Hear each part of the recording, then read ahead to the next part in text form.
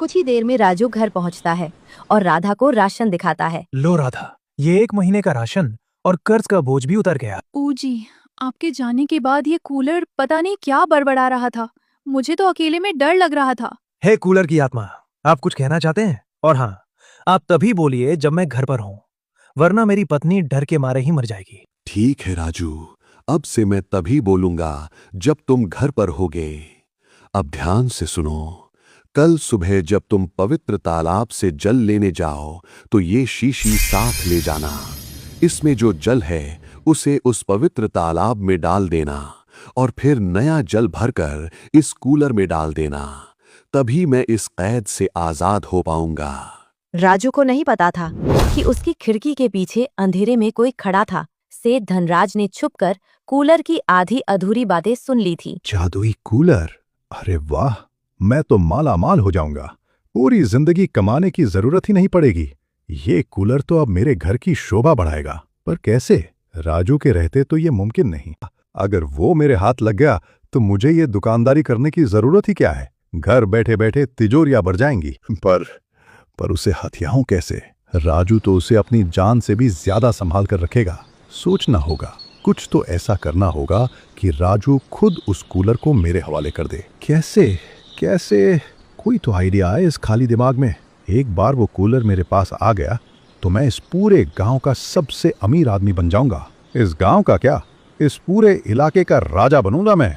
वाह, मजा आ जाएगा। सेठ की हंसी उस अंधेरे कमरे में गूंज रही थी।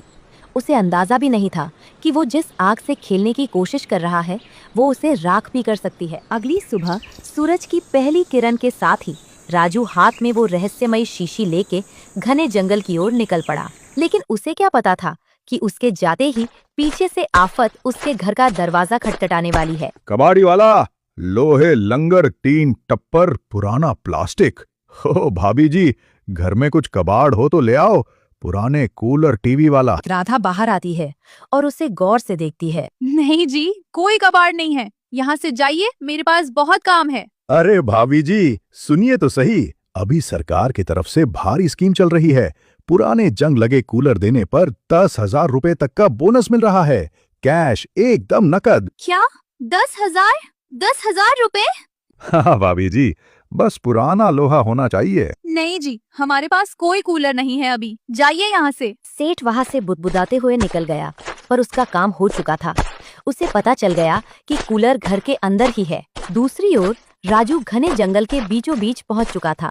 चारों ओर झाड़ियाँ और जंगली जानवरों की डरावनी आवाजें आ रही थी। हे भगवान, ये पवित्र तालाब कहाँ है? उस कूलर की आत्मा ने तो कहा था कि यहीं कहीं होगा, पर मुझे तो यहाँ सिर्फ कटीली झाड़ियां ही दिख रही हैं। सूरज ढलने लगा था। राजू ने पूरा जंगल छान मारा, पर उसे कहीं भी पानी का नामो निशान नहीं मिला।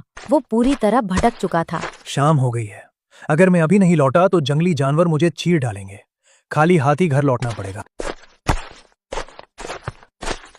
राजू घर पहुंचता है। वो थक कर चूर है और कूलर के सामने खड़ा हो जाता है। हे कूलर की आत्मा, मुझे माफ कर दीजिए। मुझे पवित्र तालाब नहीं मिला। मैं सारा दिन भटका, पर शाम होने की वजह से मुझे वापस लौटना पड़ा। कोई बात नहीं राजू, हिम्मत मत हारो। कल फिर से जाना, पर इस बार ध्यान रखना, तुम्हें दक्षिण दिशा में जाना है। आज तुम गलत दिशा में भटक गए थे। अच्छा, दक्षिण दिशा में जाना था। मैं तो न जाने किस दिशा में चला गया था। ठीक है, कल सुबह फिर कोशिश करूंगा। सेठ धनराज बड़े ठाठ से राजू के घर के बाहर आता है और आवाज लगाता है। अरे ओ राजू भाई, कहाँ हो? सुनिए राजू भाई। राधा घर से बाहर आती है और सेठ को देखकर थोड़ा सकपका जाती है। कहिए सेठ जी, क्या हुआ? आज हमारे गरीब खाने पर कैसे आना हुआ? अरे भाभी जी, कैसी बातें करती हैं? आप लोग तो हमारे अपने हैं। सुनिए, कल सुबह मेरे घर पर गांव के बड़े बड़े लोगों के लिए एक बड़ी दावत रखी है। आप और राजू भाई जरूर आइएगा। अच्छा खाना पीना होगा, मना मत कीजिएगा। दावत? अरे वाह, जरूर जरूर, हम जरूर आएंगे सेठ जी। शाम का वक्त है। राजू पसीने में लथपथ है, पर उसके हाथ में पवित्र जल से भरी शीशी है। वो खुशी खुशी घर लौटता है। राधा, देखो, मैं ले आया। मुझे पवित्र तालाब मिल गया। आ गए आप? अच्छा सुनिए, कल सेठ जी के यहाँ दावत है, हमें बुलाया है। अच्छे कपड़े निकाल लीजिएगा। अरे दावत को छोड़ो, पहले ये देखो। कूलर की आत्मा प्रकट हो। मैं पवित्र तालाब से जल ले आया हूँ। अरे वाह राजू, तुमने कमाल कर दिया। कितने वर्षों से मैं इस लोहे में कैद हूँ, आज मैं आजाद हो पाऊंगा। राधा को अचानक डर लगता है कि जिन कहीं चला गया तो। अजी सुनिए, आप तो कह रहे थे ये जादुई कूलर है, अगर ये आजाद हो गया तो भाग जाएगा, फिर हमारी इच्छाएं कौन पूरी करेगा? काश मैंने उस दिन इसे 10,000 में बेच दिया होता। राधा, ये क्या कह रही हो? चुप हो जाओ। चिंता मत करो राजू, मेरे आजाद होने का मतलब ये है कि मैं इस कूलर से बाहर आ पाऊंगा, पर इससे दूर नहीं जा पाऊंगा। जहां कूलर होगा वहां मैं रहूंगा। जो भी मुझे पुकारेगा मैं उसकी हर इच्छा पूरी करूंगा। राजू पवित्र जल कूलर में डाल देता है, एक तेज रोशनी होती है और सब कुछ शांत हो जाता है। धन्यवाद मेरे आका, मैं हमेशा तुम्हारा गुलाम रहूंगा। बताओ क्या चाहिए तुम्हें? सुनिए जी, मुझे कुछ सोने के गहने और एक एकदम लेटेस्ट साड़ी दे दो, जिसे पहनकर मैं कल सेठ की दावत में जाऊं तो सबकी आंखें फटी की फटी रह जाएं। राधा, ये क्या है? क्यों इतना लालच कर रही हो? जिस चीज की जरूरत है वो मांगो, ये दिखावा क्यों? राजू, राधा की इच्छा पूरी होगी, ये लो। जादू की आवाज के साथ जमीन पर सुंदर साड़ी और सोने के चमकते गहने प्रकट हो जाते हैं। राधा उन्हें देखकर खुशी से पागल हो जाती है। अरे वाह, चमचमाते हुए गहने! ओ जी, ये कूलर नहीं, ये तो साक्षात कुबेर का खजाना है। अगली सुबह राधा ने वही जादुई साड़ी और सोने के भारी गहने पहने, जिन्हें देखकर किसी की भी आंखें चौंधिया जाएं।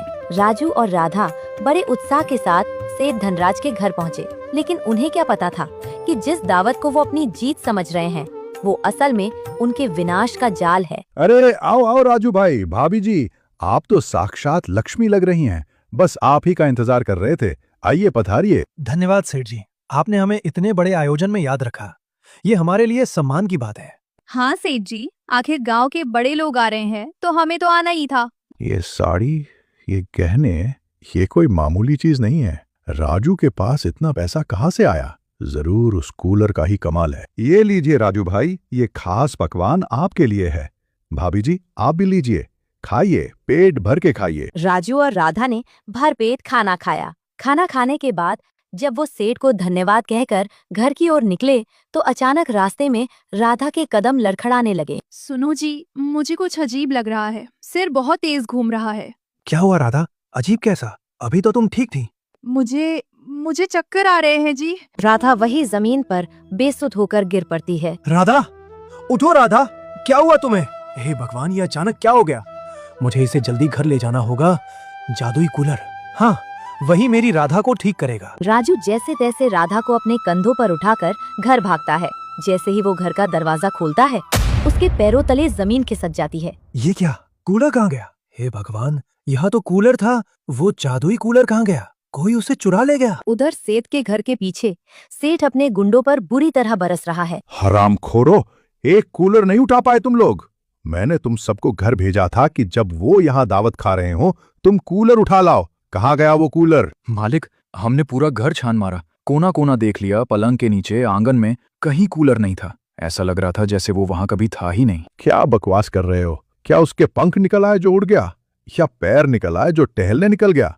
जाओ ढूंढो उसे, मुझे वो जादुई कूलर हर कीमत पर चाहिए। राधा बेजान पड़ी थी, कूलर गायब था और सेठ आग बबूला था। राजू बेबस होकर आसमान की तरफ देखता है। अब उसे सिर्फ एक ही रास्ता दिख रहा था, वही घने जंगल वाले साधु बाबा।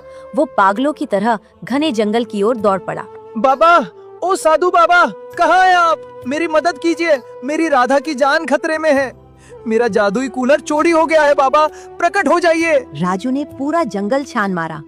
वो उसी पुराने बरगद के पेड़ के नीचे पहुंचा जहां वो पहली बार बाबा से मिला था, पर वहां कोई नहीं था, सिर्फ सूखी पत्तियां उड़ रही थी। राजू थक हार कर उसी जड़ पर बैठ गया और फूट फूट कर रोने लगा। हे भगवान, ये क्या किया? सब खत्म हो गया। मेरे पास कुछ नहीं बचा, न वो पैसा, न वो जादू, और अब शायद मेरी राधा भी नहीं। हे भगवान, ये क्या हो गया? दोस्तों देख लो, आखिर यही अंजाम होता है लालच का। राजू, जो कहानी की शुरुआत में इसी पेड़ के नीचे खाली हाथ बैठा था, आज सब कुछ पा लेने के बाद भी वहीं खड़ा है। वही पुराना राजू, वही अकेलापन। कहते हैं ना, लालच बुरी बला है। राजू और राधा ने जरूरत से ज्यादा मांगा और सेठ ने पराया हक छीनने की कोशिश की। नतीजा, सबके हाथ खाली रह गए। कहाँ गया वो कूलर? भोलू, तूने चुराया है क्या? मुझे वो कूलर चाहिए। मुझे राजा बनना है। मैं सब जला दूंगा। मालिक, शांत हो जाइए। वो कोई मामूली कूलर नहीं था, यही कहीं होगा। कहानी यहाँ खत्म नहीं हुई है दोस्तों, अभी तो बहुत कुछ देखना बाकी है। राधा की जान बचेगी या नहीं, और सबसे बड़ा सवाल, आखिर वो जादुई कूलर गया कहाँ? आप लोग हमें कमेंट में बताइए कि आपको क्या लगता है, आखिर कूलर कौन ले गया। देखते हैं अगले भाग में किसका जवाब सही होता है, और जिसको नहीं पता वो कमेंट में लिखे कूलर कहा गया।